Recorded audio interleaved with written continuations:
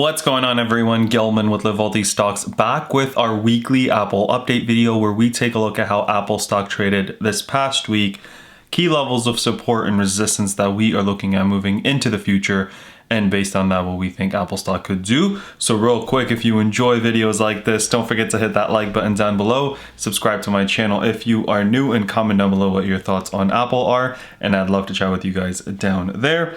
Let me go ahead and hit record. We will get right into the video. So we ended the day Friday, or ended the week rather, on a little bit of a red note, down 93 cents. I know I didn't make a video on Friday, so that's how we ended the week. We'll take a look at that. Before we do that though, real quick, let's take a look at, Morgan Stanley and an analyst saying, hey, Apple is falling, but this is a great buying opportunity and reasons why you should buy. So that's what this analyst is talking about. Again, Morgan Stanley, reputable source. So they have been down 16% since they did the 140 mark, 142.95 mark on January 26, right?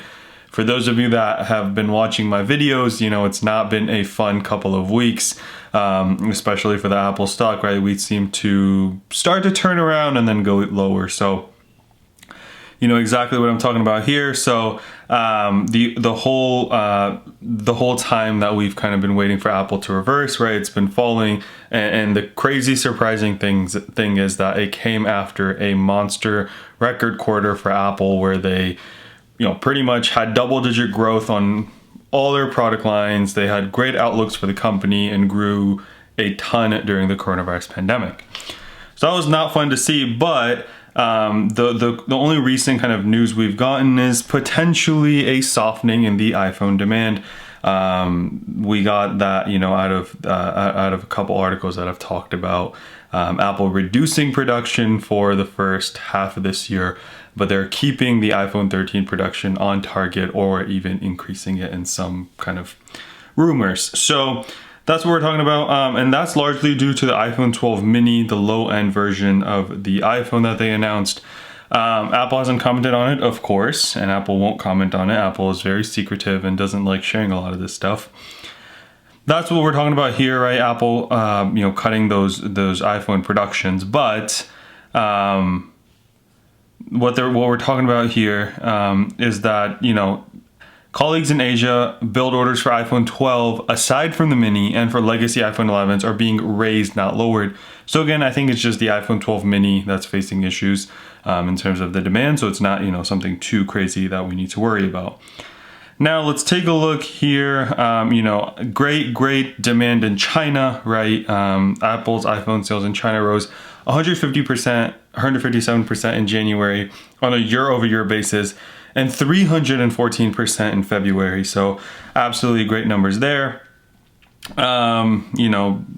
Percentage in the market, 20.4. So great, movement there by Apple. Yes, the article and the rumor that came out talks about reduced production, but if you really take a look, right, it's not, maybe it's just the iPhone 12 mini and everything else is looking good. So that's what this article is talking about a little bit, guys. This individual has talked about, hey, still overweight on Apple, 164 price target, and this sell-off is a buying opportunity, and that this recent developments in the Taiwan supply chain are more noise than substance. So let's take a look, back at the stock here. If they're implying a 164% price level, what does that mean? I mean, from where we ended on Friday, it implies a crazy upside, and that's not even something that I can draw on this chart. I can, but the line will go, kind of beyond where we are today. So if I were to draw like a trend line from here, do like a straight up, going to 150s is going to be about 27%. So going to 164 would be a little bit over 30%. Now you're getting that on a company like Apple. You're not getting that on a random growth stock that could go down any point. So that's what we're looking at, you guys. Great overweight rating by Morgan Stanley, $164, absolutely great to see. Again, if you're invested in Apple, I know it's not been fun, but that's what we, Apple is a long-term, slower, but surer grower, in my opinion, than a lot of the other companies. So if you want to grow your money fast, you know, maybe put it in growth stocks. But if you want your money to be safe and going up consistently, but probably at a slower pace, you know, then Apple is kind of what I would invest in. I am personally invested in Apple. It's one of the largest holdings in my portfolio. I remain bullish. I continue to hold my shares, and I have one call going out to I believe July that I'm down on because of the recent fall, but I'm keeping it because, you know, hoping that it'll turn around soon. So let's take a look at now at the 5-day chart here. So Monday was a pretty crazy looking sell-off. Remember when we went from the 120 to 116s, pushed up back at 122, stayed kind of flat Wednesday, pushed up or gapped up Thursday, and then kind of flat. And then Friday, right, we talked about, you know, the Friday fade. We talked about kind of profit taking. So we ended the week at 121. So pretty much, you know, about a $2 gain for the week, but a swing of about $7 or $8 in either direction. So let's get to the daily chart now. There's a couple things that I wanted to point out really quick, and we will, you know, kind of chart out those support and resistance levels, and then we will hopefully be good to go. So one thing that I want to point out, you guys, is you know, getting to the hourly chart. What I'm looking at is something that I don't like to see, but I will point it out because that's what we do here. And that is that if I were to take a trend line and I were to go over here to 216 when we were in the mid 130s and draw a line over here, what you'll see is over the course of you know, over the course of the past 3-4 weeks, we've been making lower highs. So that is something that I'm keeping a close watch on this week. As you can see, right, 216, we came down, we pushed up.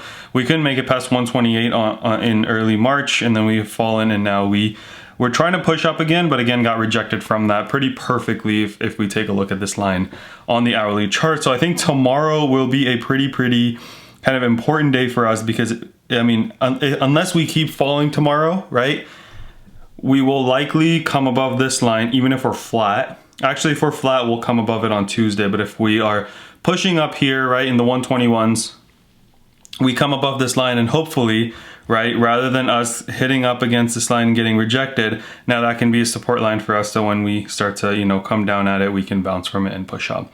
That's what I'm looking at. We're making lower highs over the course of the, you know, past 3 or 4 weeks. Don't like seeing that, but again, I think this week will be a great opportunity for us to kind of, you know, reverse things. So the other thing I'm looking at, but I'm not going to draw it yet, is look, 116, and then we made a low of 119. If this is actually the low, then we could potentially start seeing a reversal of trend. And I mean, this is all assuming we don't have enough data to really draw this line, so I won't, but I'm trying to show you guys what I see here, right? Just basing it on Friday's price action, assuming we start to push up tomorrow, then, you know, this line could be a valid line. Maybe not that steep, maybe something like this if we, you know, kind of come like this and then we push up. But that's what I'm looking at, assuming we don't go lower. Now, if we do go lower, you know, we'll cover some support levels, but hopefully we start to push up from here, break above this line, but I do think that we'll see some resistance there. So I cut the wrong line, darn it. That's the line I wanted to get rid of. Okay, so let's take a look at future levels of support, future levels of resistance. I think this is where my line was before. Or actually, I'll figure out where my other line was. But for now, I'll draw it here at 116 since that's our kind of latest support level. And then we'll kind of go from there. So going to the daily chart, what do we have coming up? We have a good level of support. You know, I think down here at 119.09, we validated it a couple times. We validated it on Friday. We validated it, you know, earlier in the week as well on Tuesday when we pushed up. So I think that should hopefully be a good level of support. But if we keep dropping, then 116, where we bounced on Monday, where we saw that fall, that'd be kind of my second line of support. On the upside, looking for 121.48, 123.69, and then 126.65. But really, as I mentioned, right, this line that we drew where we're making a lower, or excuse me, where we're making lower highs, yes, is the line to break. So hopefully we can see a little bit of a reversal and we start making higher highs and start to reverse trend and push up, right? So again, key tomorrow is Key tomorrow and over the next couple of days would be this line. Would not surprise me if we face resistance there, right? Tomorrow that'd be kind of the high 121s. So if we start to push up, look at this line. You can draw it yourself based on the high points that I pointed out. But look at that line, high 121s, see how it holds up. If we can push above it, I'm looking for that to be a line of support. If not, we could see a little bit more downside before we can, kind of punch through this line. My goal for this week, as I've said over the past week as well, is for Apple to be above the 89 EMA, which right now is at 125.13.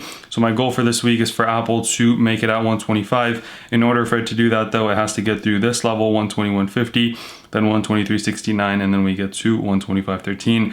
The reason I want 125.13 is because that is the 89 exponential moving average. And as I've shown you guys over the course of, some of my other videos, Apple rarely stays below this 120 or this 89 EMA level. So now that we're below it, it's really important for us to come above it again and establish that as a good level of support before we start pushing up. So that's what I'm looking at, you guys. Again, I think that this should hopefully be another great green week for us. Expecting a lot of money flowing into the markets from from the stimulus bill, as people receive their $1,400 check. Remember, I shared that article with you guys last week. We were expecting about $140 to $160 billion going into the market. Hopefully that means buying power coming in. Hopefully that means volume coming in, and we start to see, the markets start to push up a little for us.